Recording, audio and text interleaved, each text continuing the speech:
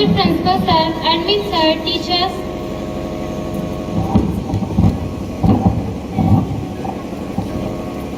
Respected principal sir, admin sir, teachers, and all my dear friends. My name is Akarsita Singh, student of class 11 Bio. Today I am here to share my point of view on the topic of the cancer. We saw in our surroundings that the number of the cancer cases increases day by day. The most common cancer that we saw, lung cancer, brain cancer, breast cancer, and liver cancer. So why these cancers are increases? Before why and how cancers are increases, let us know what is cancer. So first, I want to explain cell.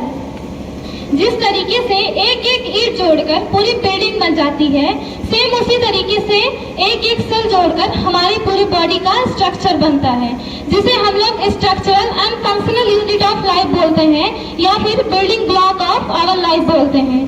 Cell हमारी body की सबसे छोटी इकाई है, सबसे छोटी unit है।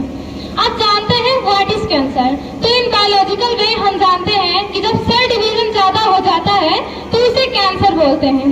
लेकिन आज मैं आपको एक सिंपल वे में समझाना चाहूंगी। मान लीजिए आपको एक हफ्ते से भूखा रखा जाए और आपको कुछ खाने को ना दिया जाए। अचानक से आपको खाने का भंडार दिख जाए तो आप पहले टूट पड़ोगे खाने के लिए। जितना जी भर के खा पाओगे खाओगे, उसके बाद स्टोर करना शुरू कर दोगे ताकि आगे आपको भूखा ना रहना पड़े। और जब स्टोर करोगे उस फूड का यूटिलाइजेशन नहीं कर पाओगे तो वो धीरे धीरे खराब होने लगेगा और अगल बगल के लोग भी इन्फेक्टेड होने लगेंगे। सेम कंडीशंस हमारे सेल के भी साथ होती हैं। जब हमारे सेल्स को ऑक्सीजन नहीं मिलता है तो वो कहीं ना कहीं से ऑक्सीजन लेने की कोशिश करता है और वो डायरेक्ट ऑक्सीजन मेन आर्टरी से लेने लगता है। ऑक्सीजन लेता है और लेने के बाद ऑक्सीजन स्टोर करना शुरू कर देता है तो वहाँ पे धीरे धीरे उसका डिपोजिशन होने लगता है और जब डिपोजिशन होने लगता है फिर उसको यूटिलाइजेशन नहीं कर पाता है। उसका जब यूटिलाइजेशन नहीं कर पाता है तो उसमें सड़न पैदा हो जाती है और जब सड़न पैदा हो जाती है तो अगल बगल के सेल्स भी इन्फेक्टेड हो जाते हैं, जिसे हम लोग कैंसर बोलते हैं। तो आप जानेंगे why and how cancer are increases. तो ये तो कोई बताने की बात है नहीं।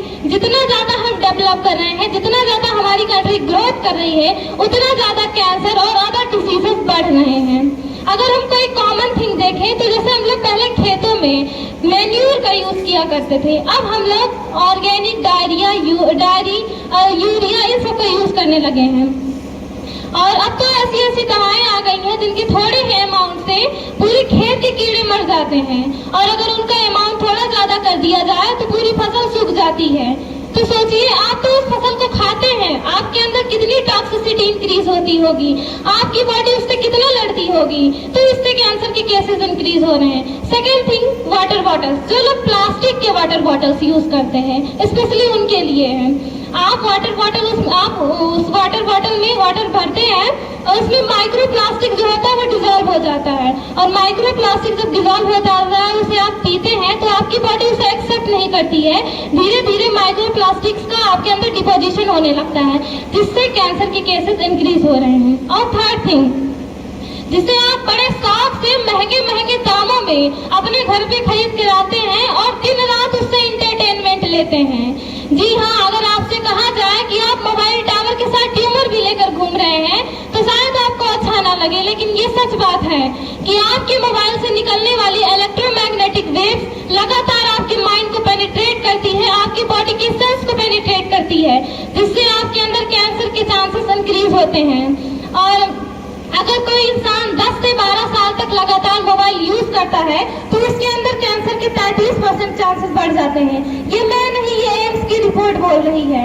और अगर आप 8 से 9 घंटे डेली मोबाइल यूज करते हैं तो आपकी मेमोरी लॉस होने के चांसेस बहुत ही ज्यादा बढ़ जाते हैं।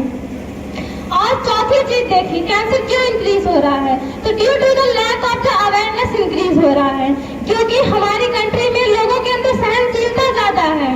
अगर हम फॉरेन कंट्रीज में देखें तो अगर हल्का सा भी सिर दर्द हो जाता है तो वो लोग तुरंत डॉक्टर के पास पहुंच जाते हैं और हमारी कंट्री में पहले खुद ही डॉक्टर बन के इलाज करने लगेंगे और तब तक डॉक्टर के पास नहीं जाएंगे जब तक पेशेंट उठा के ले जाने लायक नहीं हो जाएगा।